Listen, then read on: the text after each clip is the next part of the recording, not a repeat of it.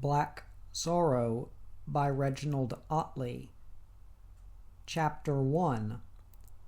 High on a red-scarred crag, the great black stallion trembled. There was no fear in him, only hate and sorrow. Hate for the men and horses far below him in a valley. Sorrow for the cruelty and death they had brought to his wind-swept land. As yet they were far away, but slowly and surely they were coming up toward him.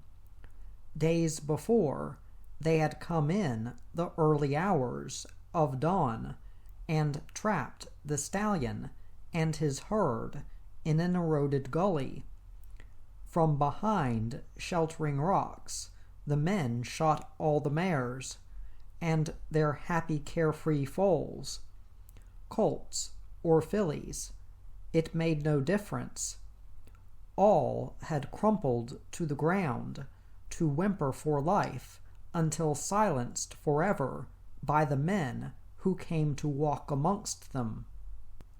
As the age-old rocks and valleys quietened again after the ricochet and wail of bullets, trucks had come to take the dead to a processing facility far away in a distant city. Only the stallion had been left alive.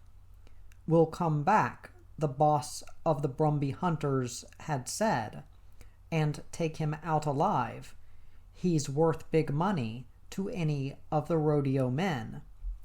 Now, as he waited, the great black stallion bared his teeth. His flaring nostrils scented the oncoming men and horses below. Proudly he raised his great head and pealed a challenge that echoed and re-echoed down to the scrub-covered slopes above the hunters. The horses paused to listen, but their riders urged them on. They were hard men, inured to their saddles, and the horses girthed beneath them. They saw the surrounding heat-hazed distances as an habitual backdrop to their lives. The stallion and his herd meant no more to them than a few extra figures written on a check, money to spend once they were back in saloon or hotel. Slowly, the great black stallion drooped his head and turned away. Slithering downward from the high crag, he trotted across to the gully where his mares and foals had died and scented the ground. In places where the bodies had lain or been dragged to the trucks, he whimpered eagerly, but there was no response, no long-maned mare or warm-bodied colt to answer him, only the quietness of the hushed and brooding land. Slithering crossways, he scrambled up to another peak and peered down again. The riders were still coming, hunched over in the manner of men who had ridden long and far. Their leader glanced up and scuffed the sweat from his face as he said, "We'll get him tomorrow. He can't go far without he comes down past us." "No," another man said, "and he wouldn't anyway. Go far, I mean. He reckons about here is his land, and only death or capture will shift him." The men nodded, and after rolling cigarettes and lighting them, urged their horses on. It was dusk when the men camped in a gully. They tethered their horses on a rope strung between two spindly trees, then built a fire. Its flames flickered up into the darkness, outlining the men while they cooked the evening meal or rubbed grease on their girth straps. High in the sandstone ranges, on a shadowy rock, the great black stallion watched and waited. Around him, in a cloudless sky, the bright stars glittered against the darkness. Suddenly, fiercely, he shrilled, a wild call that echoed around the camping men. Their boss looked up from the meal he was eating and listened. Then he said, "He's mad. Mad 'cause we shot out his herd." He ate a mouthful of meat and washed it down with tea before he added, "But that don't worry us. That's the way we want him when we get him down below." The man nearest the boss said, "Yeah," and lifted the tea-billy from the fire. "Yeah, that's the way we want him. All right, a real killer. One who'll put the boys in hospital if they can't stay on top." "They won't stay on this feller," the boss said. "Not now or ever. He's bad right through, that's for sure." Some of the men laughed, but it was only to please the boss. Even their hardened minds were beginning to grasp the cruel tragedy that had come to the great horse. In sudden remorse, one of them said, "We've done all right out of his mares and foals. Why not leave him rest? Let him stay where he can scent where they've been." He gestured round at the starlit darkness, but no one made any answer. Above, on the rock, the great stallion challenged again. Flaring his nostrils wide, fiercely he struck at the rock face, maddened at the scent of those who had killed his mares and foals. Remembering, he lowered his head and turned away, scenting fiercely as if in search of a ghostly herd. He strode upward in the darkness, heading for the gully where his mares and foals had died. He was there in the early hours of the morning, when the horsemen came to encircle him. They spat on their hands, then shook out their ropes, holding them ready to throw. Facing death rather than leave the gully, the great black stallion reared high.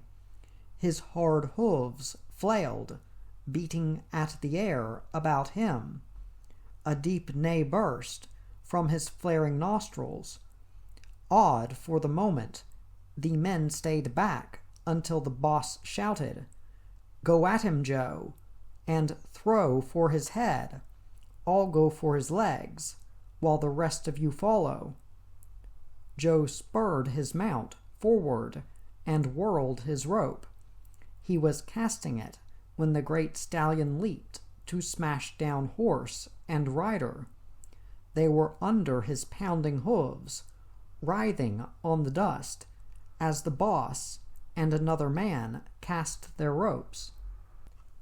The ropes settled swiftly around the stallion's neck and tightened to strangle him. Fighting for breath, he staggered backward as more ropes encircled his legs. Slowly, he began to sink down. His eyes glared savagely through the tangled mane and forelock that hung over them. Yet the ropes bit deep. They choked his breathing and sapped his strength. As the lids closed over his staring eyes, he fell to his knees. His great body quivered, and he was close to death. But the men were experienced and knew the limits to which a horse could be subjected. Quickly, they slackened the ropes around the great stallion's neck and watched him gasp in air. He was staggering up to his feet again when the boss said, "He'll be right now. Right for an hour or two anyway. That'll give us time to get him down to where Harry's bringing the truck. We'll have him aboard in no time." The men nodded, and keeping the ropes stretched between them, urged the stallion down the steep slope. Reeling, he went where they guided. Helped up from the ground by one of his mares, Joe mounted his limping horse and followed, wiping the blood from his face. Presently, the great black stallion raised his head to stare around. Through the sweaty hair of forelock and mane, he saw men and their horses, and the track they were forcing him down. Far below, he could see a truck lurching slowly upward. It was one of the trucks that had come before to take away the slaughtered mares and foals. In a sudden wild rage, he reared high, and as he came down, he whirled to savage the nearest man. But the encircling men hauled back on their ropes until they were buried again in the great stallion's neck. Sobbing, he stumbled blindly until he sank once more to the ground. For some moments the men sat watching, then one of them slid from his saddle and loosened the ropes. Gradually, the stallion's wild staring eyes again lidded over, and his breathing became less labored. "Get him up and on his way," the boss said, "or I'll shoot him.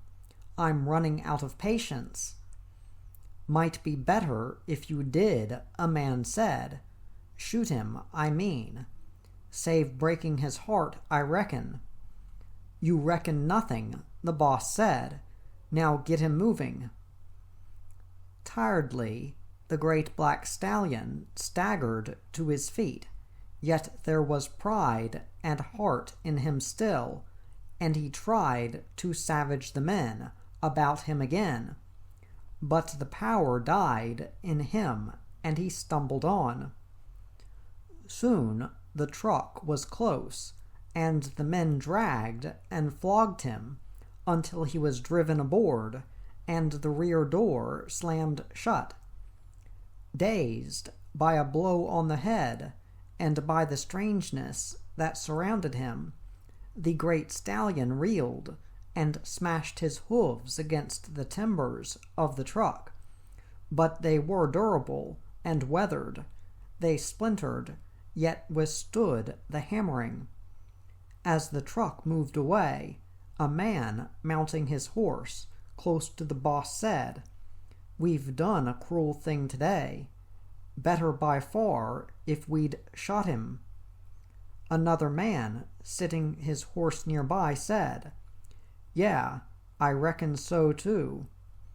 The kindness for him would have been a bullet and a trip with the others to the cannery. The boss rubbed his chin and nudged his horse to follow in the ruts made by the truck. The men were clustered about him when he presently said, "You fellers want the money as much as I do, and what'll we get for him will be 10 times what we'd get for him in at the factory. So quit whining. I'll truck him on tomorrow down to Joss Wyndham and tell him the price I'm asking.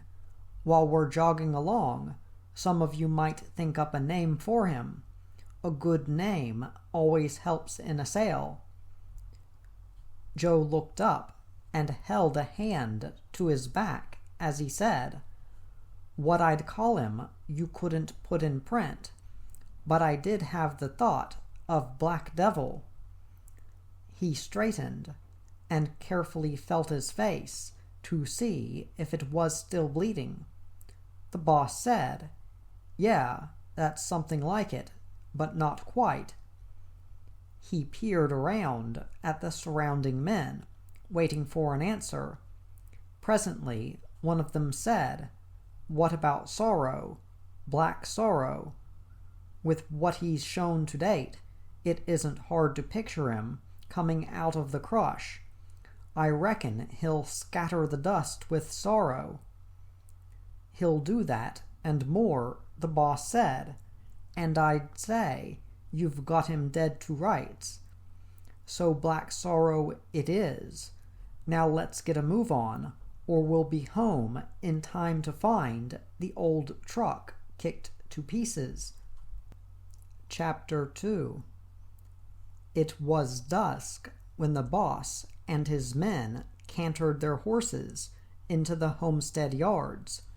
The truck was waiting, backed up against an unloading ramp, and the driver came stiffly into view as the men dismounted. "You took your time," he said, when he was close. "He's been kicking the daylights out of the planking." Hitching up his pants over his protruding stomach, he shook his head, baffled that the stallion hadn't been shot like the rest of the herd and carted away peacefully. The boss said, "That'll teach him what it's like to be shut up in a solid rail yard. He'll be in enough of 'em by the time he's done a few rodeos." With the men following him, he approached the truck. Black Sorrow stood in the deepening darkness, peering through the rails. As the men moved about him, beating and dragging him from the truck down into a high-railed yard, the fire seemed to fade from his eyes. They were black now, shadowed under his matted mane and forelock. But there was no fear in them, only a deep brooding question of the men who had broken his life, destroyed his freedom, and the mares and foals that were part of his pride. He was being forced into a corner where ropes could be made fast when the boss stood close. Suddenly Black Sorrow reared, and for a moment both he and the boss were motionless, outlined in the dying red sunlight. Then the boss flung himself sideways, dodging the great stallion's hooves by inches. Scrambling stiffly to his feet, the boss dusted his trousers. "I should have shot him," he whispered, "with the others. He's going to kill someone for sure before he's through." Yet quickly and efficiently, he supervised the tying of the ropes so that they held Black Sorrow fast. Head bowed under their strain, the great horse stood quivering while a bundle of hay was tossed under his nose. "He'll be okay," the man who had tossed the hay said. "I could do with a feed myself. It's been a long day." Followed by the men, leading their saddle horses, the boss led the way to the saddle shed.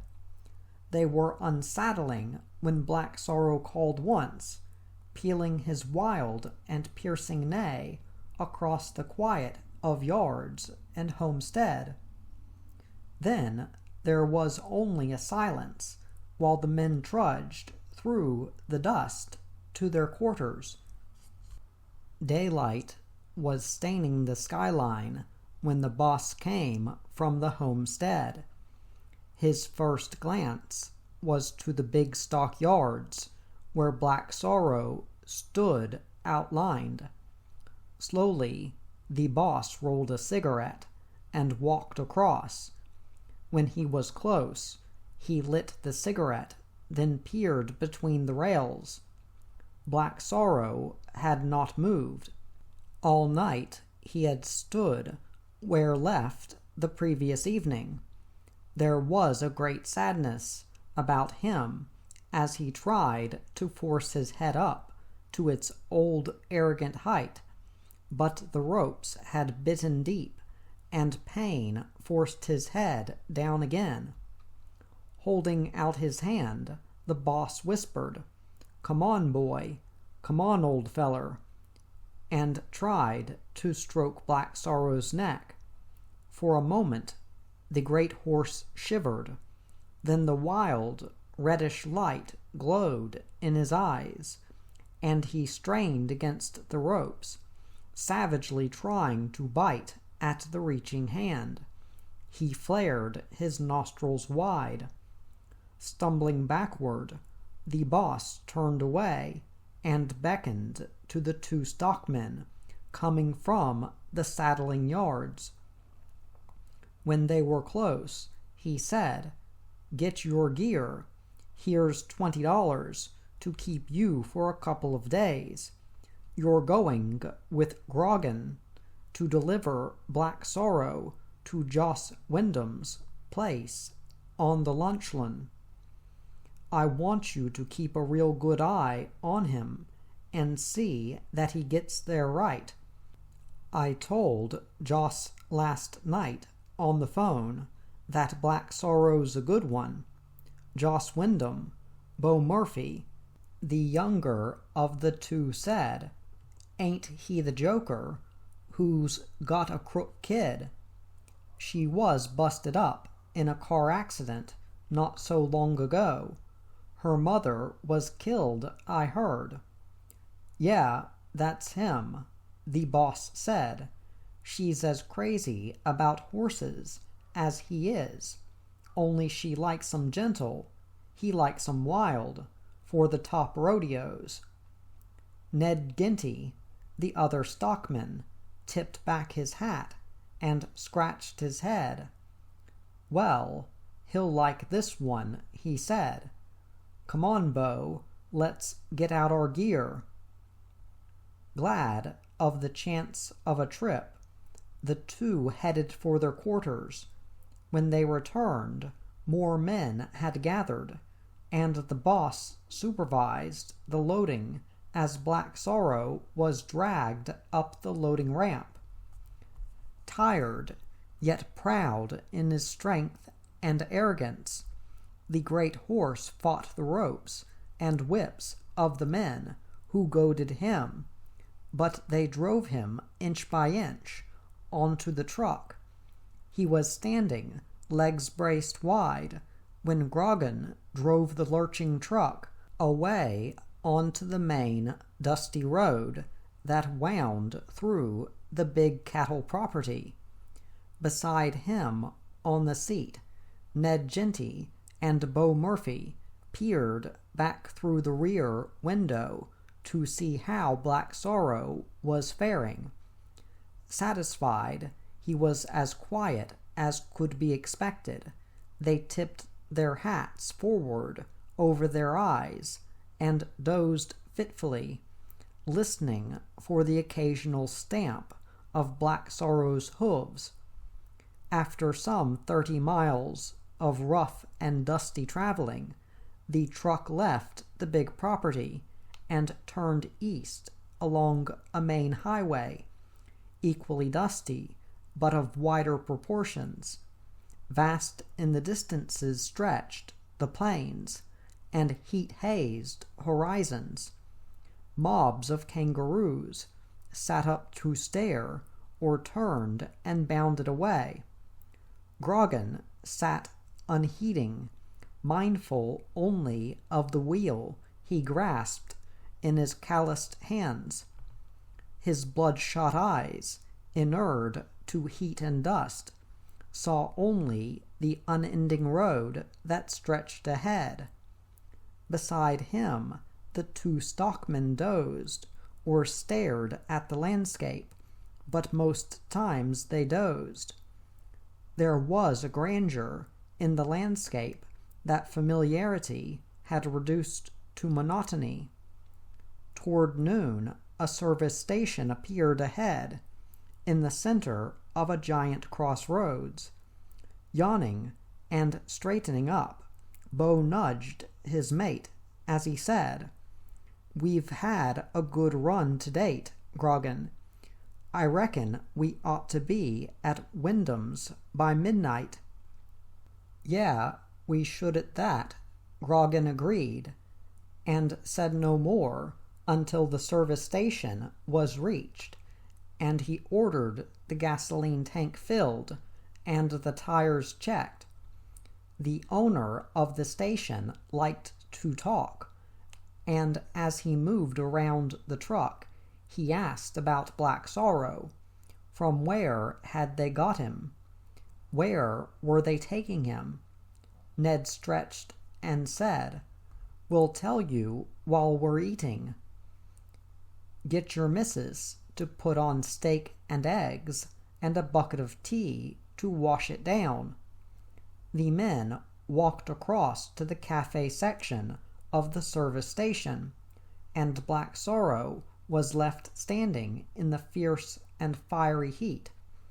Heat from the concrete came up in waves, and soon rivulets of sweat began to drain down his rope-burned neck. His head drooped as his gaping lips suckled the sun-scorched rails about him in search of water. He was swaying when the men came from the cafe and walked across. The owner of the service station lit a cigarette before he said, "He looks as if you've just about cooked him. You should have put him under that tree over there." He pointed to where a widespread tree sheltered the living quarters of the station. Ned said, "Don't worry about him, like we told you, in there." He jerked his thumb toward the cafe. "He was bred up on the sandstone ranges, where the sun'd melt you. He'll be right until tonight when he gets a drink of water." "He'll be right." "All right," Bo agreed. "Now come on, let's get moving." The service station owner stood close and peered between the truck rails. "He may be right to some," he said, shaking his head, "but not to me. That horse is dying for water. I bet he hasn't drunk properly since you caught him. I'd go even farther than that. I'll bet he hasn't drunk since you shot his mares and foals." Ned said, "Come on, Grogan, before he has me crying. You know what they say." He added to the service station owner, "You can lead a horse to water, but you can't make him drink. This feller's had buckets of it stood in front of him. Maybe he has, maybe he ain't," the service station owner said, "but I'm putting a bucket in front of him right now. I'd never live with myself if I didn't." He strode quickly across to a water tap and snatched up a bucket, but he was too late. Grogan and the two stockmen climbed into the truck, and within moments it was driving away. A great cloud of dust spewed up from the wheels as the service station owner stared after them. "So there you are," he said, and set the bucket down. "They call themselves stockmen. In fact, you wouldn't even call 'em men." Sick at remembrance of Black Sorrow's drooping head, he went inside the cafe again and took a cold can of drink from the refrigerator. In the lurching and swaying truck, the men were unheeding as Black Sorrow was jolted and thrown from side to side. Yet miraculously he stayed on his feet, though his belly and throat shrank until he was close to choking. It was near midnight when the truck drove over a ramp into the homestead grounds of Joss Wyndham's property, Urahna. Joss and several men were sitting on the veranda of the long, low-set, weatherboard house, and as the truck drew to a halt, they came toward it. Tall in the lead, Joss was close when he called, "Back her over against that unloading ramp, and we'll soon have him off." How did he travel? Tired and stiff from the long journey, Grogan said, "I wouldn't know. You'd better ask them two jokers." He jerked a thumb at the two stockmen, barely discernible in the darkness. "Ah, he's right," Ned said, and peered out at Joss Wyndham as he walked by the side of the slow-moving truck. "Yeah, he's right," Bo agreed, and no more was said until the truck was backed into position and the tailboard lowered. Joss Wyndham went to go straight to Black Sorrow's head, but Ned Genty reached out a hand. "No," he said, "he ain't that kind of a horse. Watch him every inch of the way, or he'll do you, one way or another." A floodlight suddenly illuminated the scene, and Joss Wyndham was able to see Black Sorrow more clearly. For some moments he stood silent. Then he reached through the rails and began to free the ropes as he shouted, "Get them off him quick. By the look of him, he's close to dying. How the devil did you come to get him in such a state?" The knots in the ropes were tight, and as he and his men worked to free them, Joss Wyndham became more angry. Finally, he said to Ned Genty, "You and your mates ought never to be near a horse. The sooner you get off my place in the morning, the better." Joss had barely finished speaking when Black Sorrow felt the ropes slacken. In a wild burst of rage and hate, he tried to rear, but the remaining ropes held him fast. Suddenly, berserk, he heaved and reeled, straining to break free, and trampled the men about him. Then, through the shouting of men and the crash and stamp of his own hooves, he sensed a strangeness, saw a body that was not of the size and roughness of men. It was a girl, limping slowly as she came, as yet unseen by the men. She was behind Joss Wyndham, where he loomed above her on the ramp. When she whispered, "Oh, what have you done? Look at him, Dad. He's hurt right through."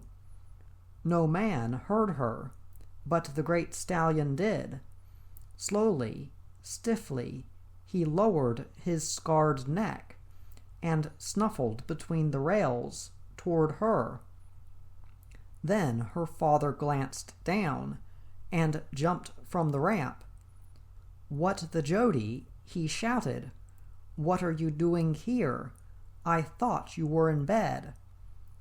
Jody said, "I was, but I went to bed in my jeans so I could keep my braces on. I wanted to get here as soon as I heard the truck." "You would," Joss Wyndham said, and put his arm around his daughter's shoulders. "I should have known you'd get to know the stallion was coming. Now come on, get back to the house and your bed. The next thing we'll have is Miss Laidley looking for you." He tightened his arm around Jody and for a moment held her close. As often happened, he remembered her mother and the accident that had killed her and left their only daughter lame.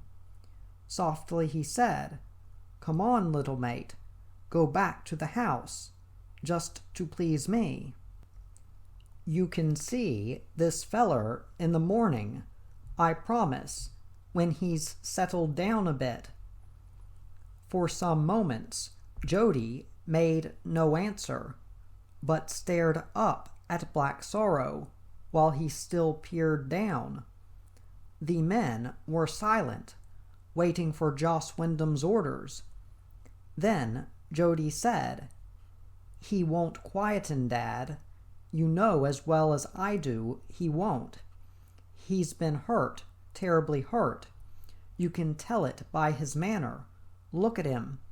Tears glistened in her eyes as she glanced to her father. "Just look at him, Dad. If ever a horse has been truly hurt, he has, and I don't mean just dragged about and choked until he was nearly dying."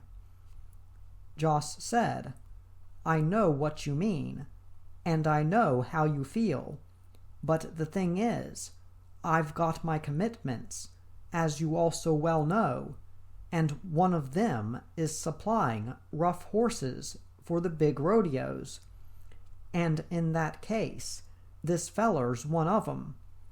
He ended almost harshly, and prepared to climb back up the ramp before he added, "Now do as I ask, and go to the house. You can see him as much as you want after he's settled in." Quickly, Joss Wyndham and his men did what they had to do to unload Black Sorrow. The great horse fought with all the power in his savage body, but it was not enough. The hard timber rails protected the men, and their ropes and flails were inescapable.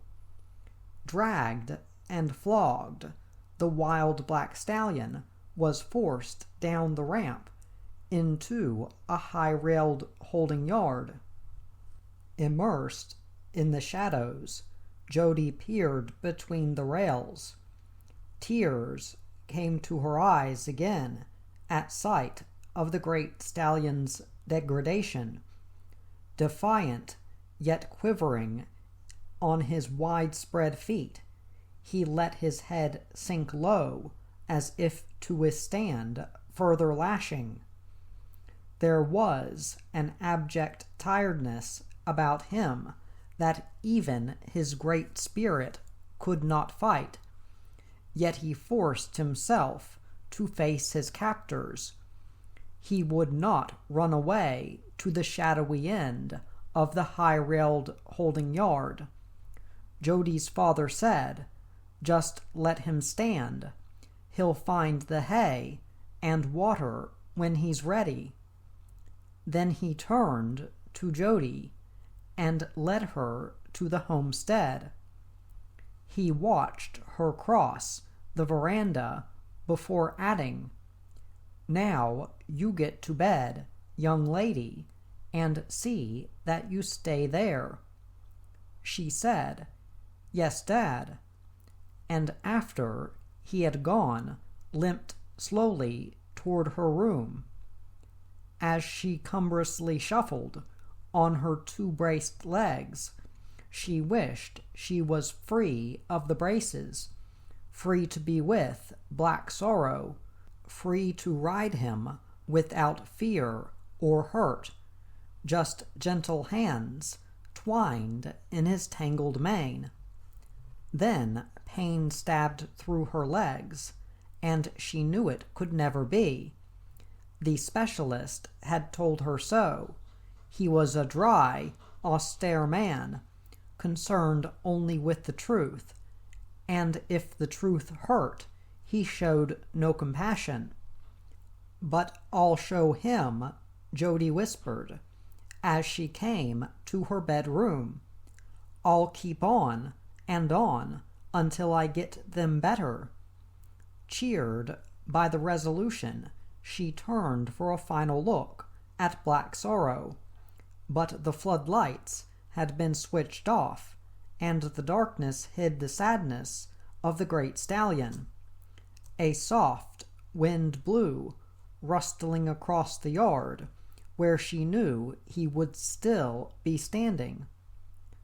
"Tomorrow," she whispered, before going into her room and closing the door, "I'll do all I can, even if it means quarreling with Dad." Half smiling at the notion of quarreling with her burly, rough and tough father, she crossed to her bed and fell on it. There was relief from the constant pressure of the padded braces, and very soon she was sound asleep. Unknown to her, her father came in later and stood looking down. He was a big man, burnt to a leathery darkness by the fierce inland sun, and his life held little place for sentiment. Yet he had a deep and abiding love for his crippled daughter. Now he gently unstrapped the leg braces and drew them off. As he dropped them to the floor, he reached for a bed rug. Having covered Jody with it, he crept from the room. There was a longing in him as he closed the door. He wished that his wife was still with him. He wished that time could be rolled back, and she could talk with him, tell him what would be best for Jody. In the quietness of his own room, he stretched out, tiredly, and stared up at the ceiling. The loneliness was forever, and there was no going back.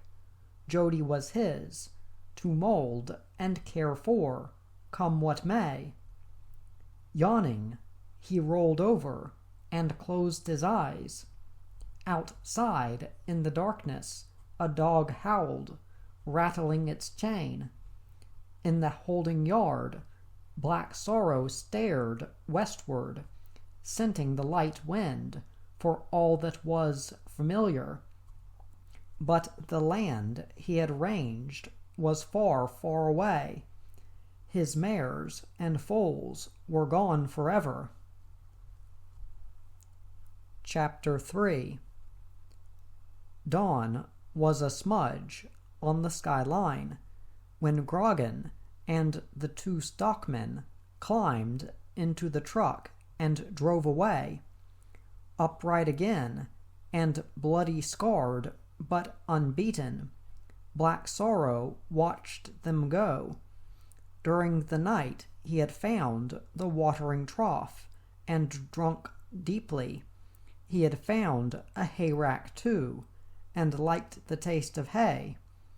Now he stood, tall and strong, as if ready for the brutality men could inflict. But no brutality came, only Joss Wyndham, slowly walking with his daughter. They were close when Joss said, "You see, he's like I said, settled in and comfortable." Black Sorrow whinnied and shook the tangled hair away from his eyes so that he could see more clearly. His ears flattened down as he curled his lips.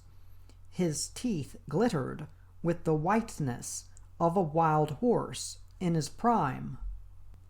Jody said, "He's not settled, Dad, and never will be.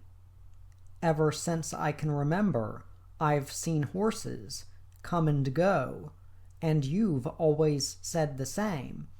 But where are they now?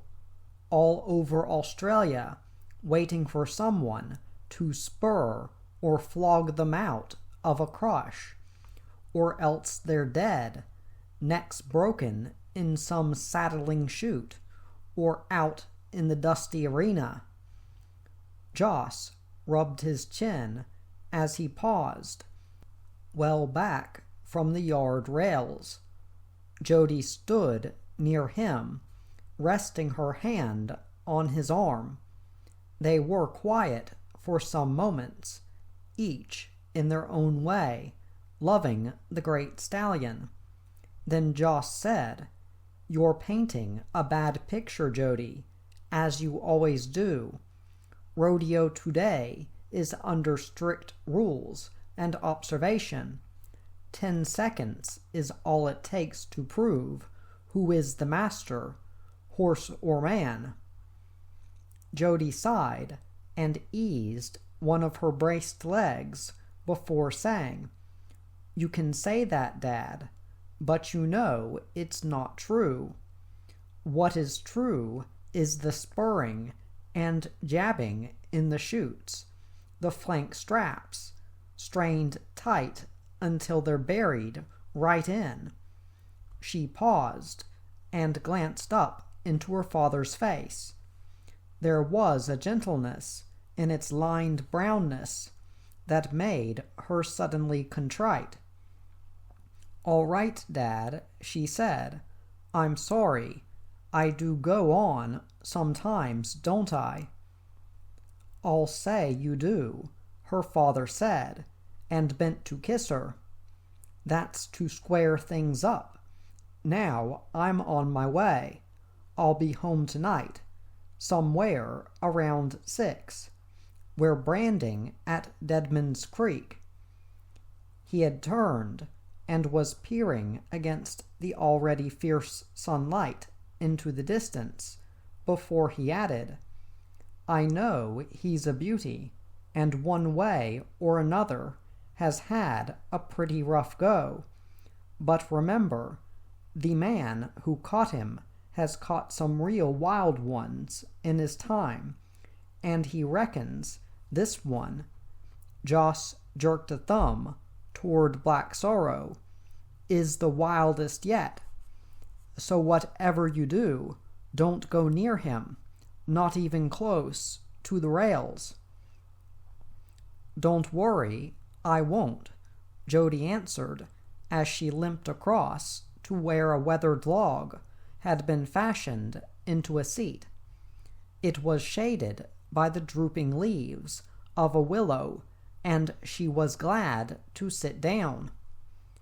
In the fetlock, deep grass of the big roomy holding yard, Black Sorrow watched her strangeness.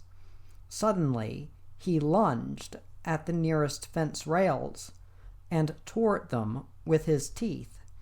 But the rails were tough, seasoned by Australian weather. They echoed solidly when the great black stallion smashed at them with his rock-hard feet. As if drawn from her seat, Jody slowly rose and inched toward the stallion.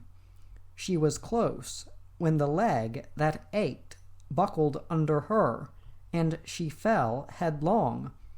There was a slope to the ground that gave her impetus, and she was lying full length under the bottom rail as she came to a stop.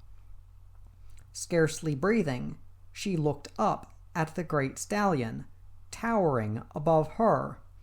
His mane drooped onto her face as he slowly lowered his head. His nostrils nuzzled at her for a moment, then he swerved away. There was an uncertainty about him when he galloped to the farthest end of the yard.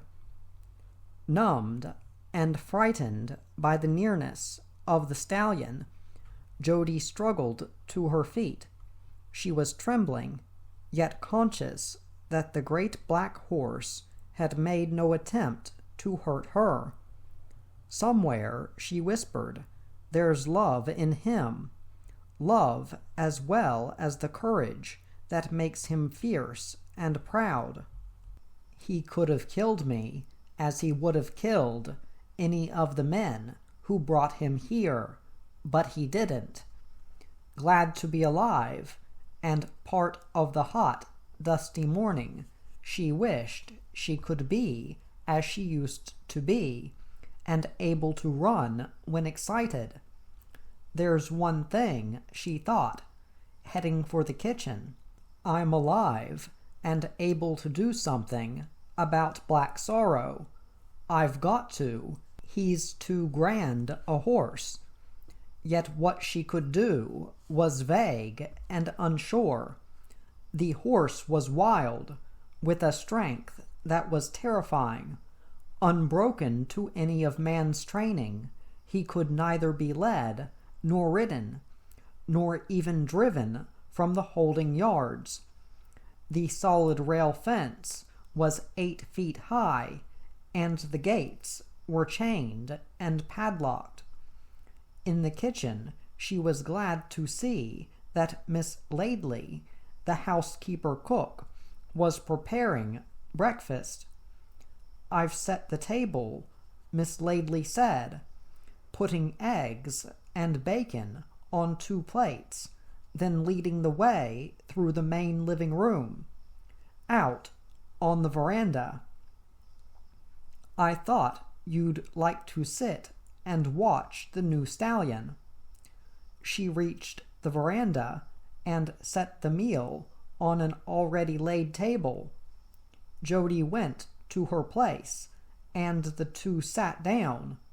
For some moments Jody was silent, glad to feel the relief of not having to stand or walk. Then she said, "It was good of you, Miss Laidley, really good, especially since Dad must have been up early." "Oh, it was no trouble," Miss Laidley said, buttering some toast. "But about your dad, well, I guess he's always up early." "Yes," Jody agreed, "I guess he is." After some thought, while she ate her eggs and bacon, Miss Laidley said, "Your father puzzles me. He's about the most kind-hearted man you could get, yet he buys horses like that." She nodded toward Black Sorrow. Jody was about to say she couldn't understand her father either, when Black Sorrow suddenly raised his head, as if listening to the call of someone or something he could not see. He stood, ears pricked. Then he hurtled into a wild, headlong gallop. Shrinking down on her chair, Jody gasped as the great black stallion reached the distant side of the yard.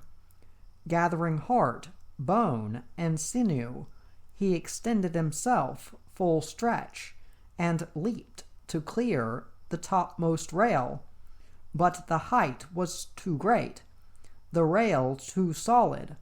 The stallion's massive chest took the full force of impact, and his giant body echoed like a drum. Flung by the impact, he catapulted backward to crash on his back.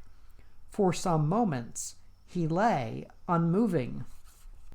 Too shocked to cry out, Jody closed her eyes. Miss Laidley sat still, unable to believe the violence she had seen.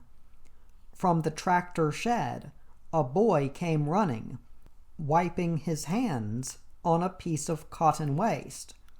He reached the yard near where Black Sorrow lay and bent to scramble between the rails. His head was through when the great stallion lunged to his feet. Rearing high, he swung to smash his great hooves down on the boy's upturned face. But the boy was quick. As son of the head stockman, Snub had grown up amongst cattle and horses. As the hooves came down, he rolled back under the bottom rail and scrambled to his feet. He was stepping backwards when Black Sorrow reared again and struck once more at the rails. The boy said, "Ever since I can remember, Mr. Wyndham's had some bad ones come and go, but I'd say you were the worst." My guess is you'll kill someone. Then I reckon they'll kill you. That's if you don't kill yourself." Deciding that he couldn't do much about things anyway, he headed back to the tractor shed. Passing the homestead, he saw Jody and Miss Laidley, and he came to a stop beneath a shady tree. Looking across to the veranda, he called, "Your dad's got a real bad one there, Jody. I thought he'd broken his neck." He rubbed his head, awed by the savagery of the great horse. Jody said, "Yeah, he has at that," and left the table to cross the veranda. "But do you know what snub? It's the way he's been treated. Something's been done to him that we don't know about." Snub nodded. To him, horses were horses. Some were good, some were bad, some had brains, and some hadn't. Most of the horses Jody's dad bought, specially for the rodeo, were horses apart, and Black Sorrow went even beyond that. He was mad, clear, stark, staring mad. Aloud he said, "Yeah, I expect you're right, Jody. And I'll say this too. You've got to hand it to him. He's a beaut horse, the best, I reckon, I've ever seen." This seemed to him an ultimate statement, and he felt warm inside when a smile creased Jody's tired-looking face. It takes a lot, he thought, to keep her going. I'll bet those legs weigh a ton by the end of the day. You wouldn't think we used to ride together through the scrub. He and Jody had grown up together. Their only separation had been that Jody lived in the big homestead, while Snub lived in the head stockman's house, some 20 or 30 yards away. Now Snub was 16 years of age. Jody was 15. Both had finished correspondence school, and Snub now worked on the property. Reminded of this by the piece of cotton waste in his hands, he half lifted it in salute while he said, "I better get back to my job, Jody. I'm cleaning one of the tractors." "So I guessed," Jody said, and half raised her hand also.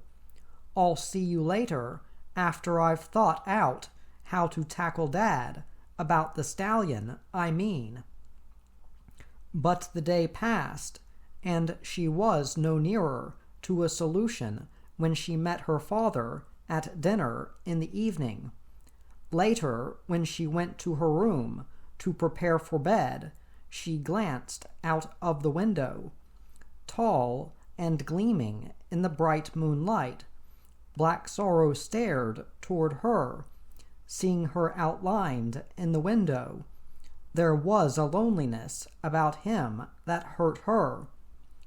Urged by emotion, she waited until her father and Miss Laidley had been in to say good night, then strapped on her leg braces again and limped quietly across the veranda. Her room was at the end of the single-storied homestead, directly opposite the long holding yard.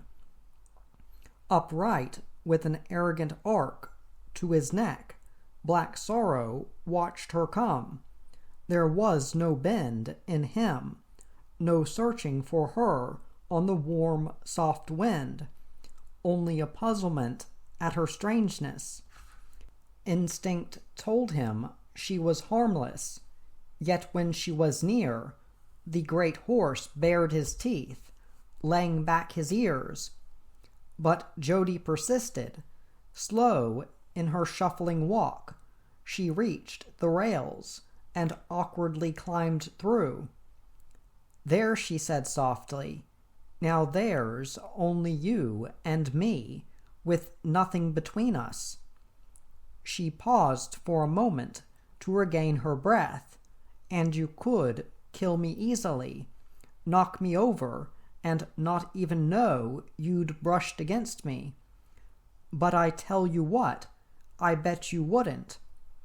She spoke quickly, quivering with fear and excitement, well knowing she must show neither. Black Sorrow snorted, restless in the moonlight. His eyes glowed, mirroring his indecision.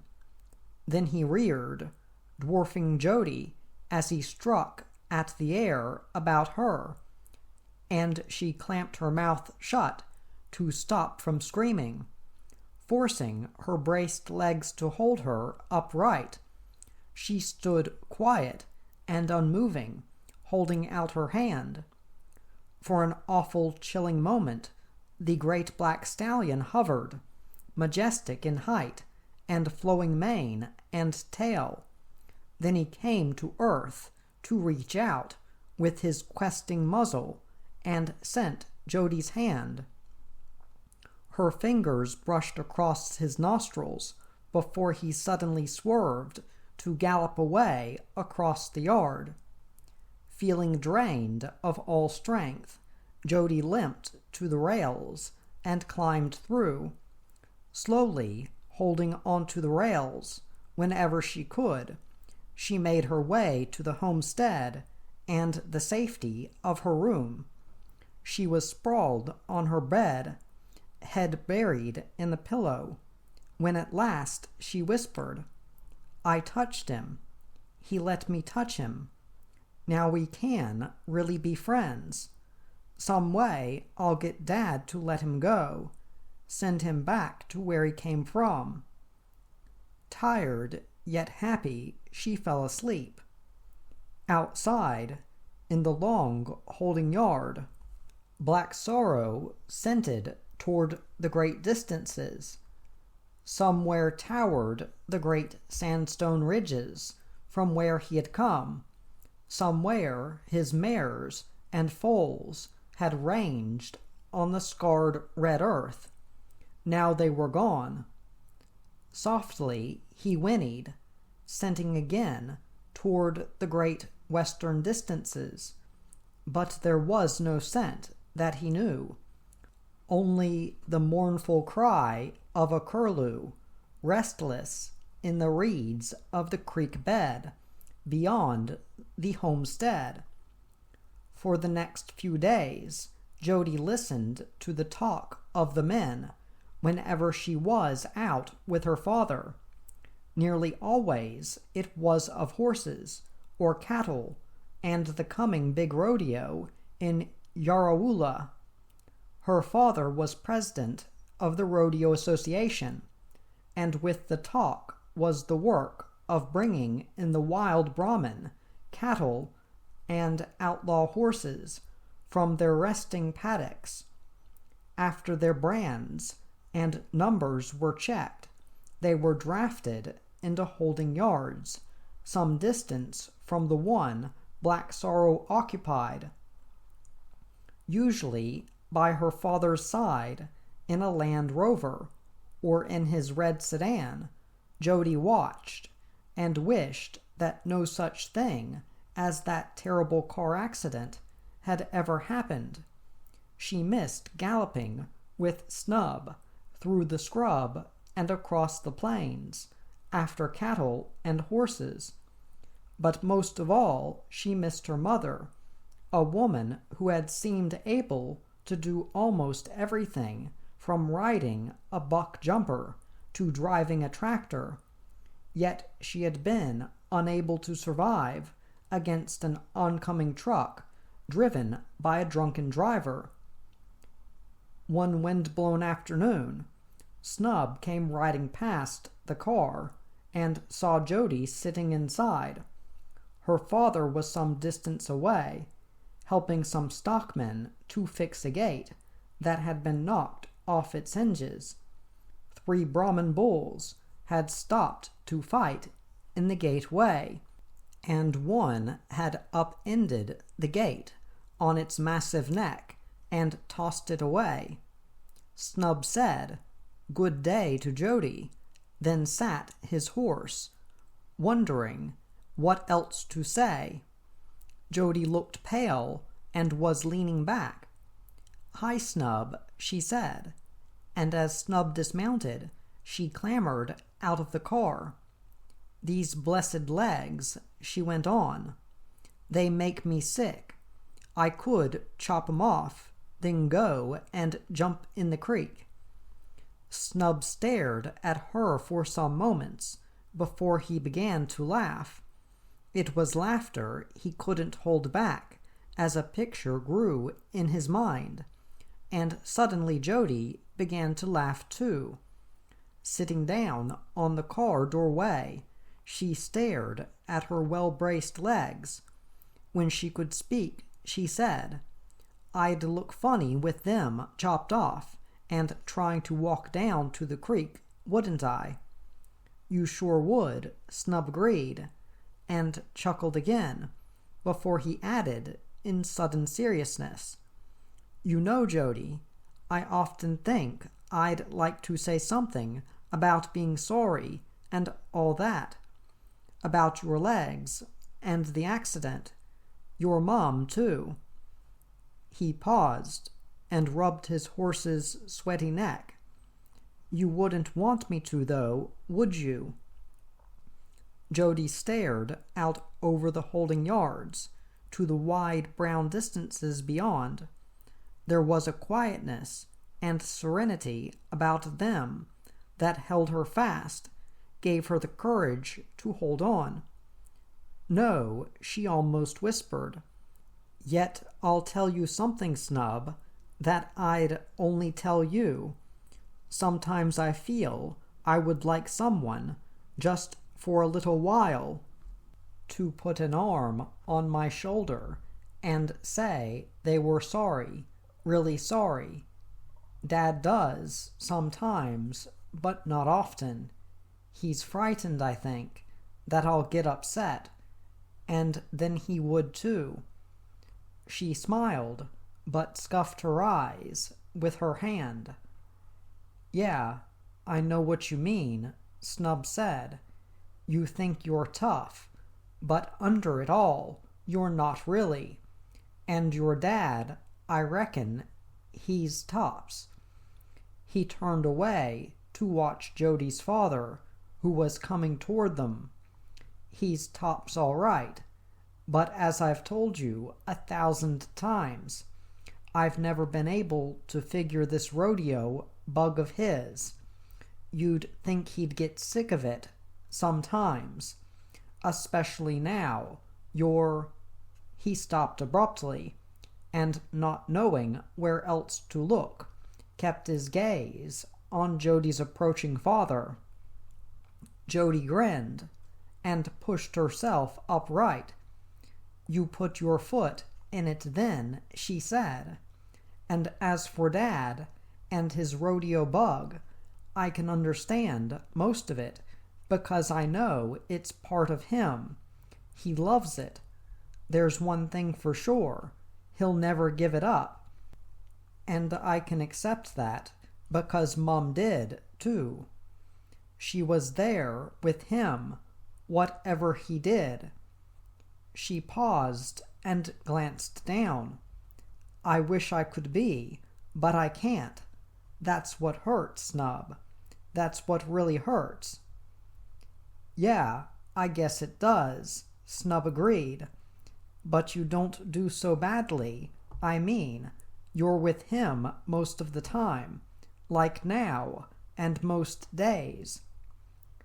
"I'm with him," Jody said, "but not like Mom was. You know what she was like."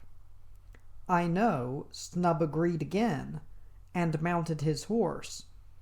He was a broad, stocky boy, who had firm but gentle hands on a horse. Since Jody's accident, he had become more and more attentive to her whenever he could. Now he drew himself up straight in the saddle as Mr. Wyndham came close. In the distance, Black Sorrow suddenly whinnied, drumming the sound from his great barrel chest. "That's the call of a champion," Joss Wyndham said, "full of fire and the will to do battle with some of the country's best riders." For some moments neither Jody nor Snub spoke, and Mr. Wyndham glanced thoughtfully from one to the other. Then Jody said, "I still say he's a sad horse. A terrible hurt has been done to him, and he will never forgive or forget. What do you think, Snub?" "Oh, it's not for me to say, really," Snub told her. "But I agree with you, Jody. What I've seen of him, he's just about out of this world." Joe Wyndham chuckled, and after helping Jody into the car, clamored in himself. "All right," he said, "I won't argue against the two of you, but you best get on your way, Snub. Your dad's waiting for you out at Mad Dog Run." "Okay, Mr. Wyndham," Snub said, and raised his stock whip in salute to Jody as he rode away. Mr. Wyndham started the car and drove in the opposite direction, where the dust churned up by a mob of Brahmin cattle floated skyward. That night Jody waited until all the lights were out in the homestead before she limped quietly across the veranda and on to the long holding yard. A dark scud of cloud passed directly over the moon, making it difficult for her to see. She was peering about from the outer side of the rail fence when she saw Black Sorrow. He was close, standing head erect and ears pricked as she came to a halt. For several moments, neither moved nor broke the dark silence. Then the cloud drifted away from the moon, and in the bright silvery light, Black Sorrow stood outlined. His body gleamed as if it were polished ebony, yet proud as he was, there was still that same air of hurt and tragedy about him that had so moved Jody the first time. Gently she held out her hand, but the great horse seemed not to see it. He peered above and beyond her, to the west, where the vast and endless plains led on and on to the sandstone ranges, his land, where his mother had first licked him to life. Savagely he bared his teeth to rip at the wood, but the wood was hard, seasoned by sun and weather. Then Jody whispered, "Come on, Sorrow. It's only me. I just sneaked out to see how you were." Bowing his head, Black Sorrow listened. The girl's voice was soothing. There was no menace or brutality in it, only a gentleness that brought him close to her. His deep-throated nicker echoed as he reached to nuzzle her hand. Tight with excitement, Jody inched her hand forward, and for a moment stroked the great stallion's muzzle. Then he whirled away to gallop across the high-railed yard. A giant in the silvery moonlight, his great body glistened when he drove it upward. But again, the height was too great, the seasoned rails too hard, and he was flung backward by the impact. Seeing the great stallion humbled, Jody sobbed and bent to creep between the rails, but was gripped from behind. Gently she was pulled back and turned round. Her father was there, tall and stern-faced, while he held her steady. Both were silent until Black Sorrow stamped up to his feet and trotted away to the end of the yard. He could have been killed, Jody's father said, and so could you. Why, Jody? Why do you take the risk? I've bought other horses, and you've never shown more than the normal interest. That was before Mum was. She could not say the word, and limped along, holding her father's arm. Presently she added, "Sorrow is different, Dad. Or maybe I'm different, I don't know. Sometimes I feel as if I've been like this all my life." She looked up at her father, and he gently squeezed her arm. They reached the veranda, and he helped her up the steps and into her room. While he was pulling off her braces, he wished for the impossible, as he always did. But there was no impossible, only Jody and him trying to work out their lives together.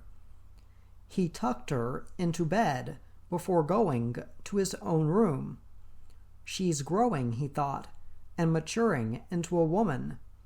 You wonder why she's been hurt so, and as he stretched out on his own bed, he wondered which was the worst for Jody, the loss of the use of her legs, or the loss of her mother, but he could find no answer.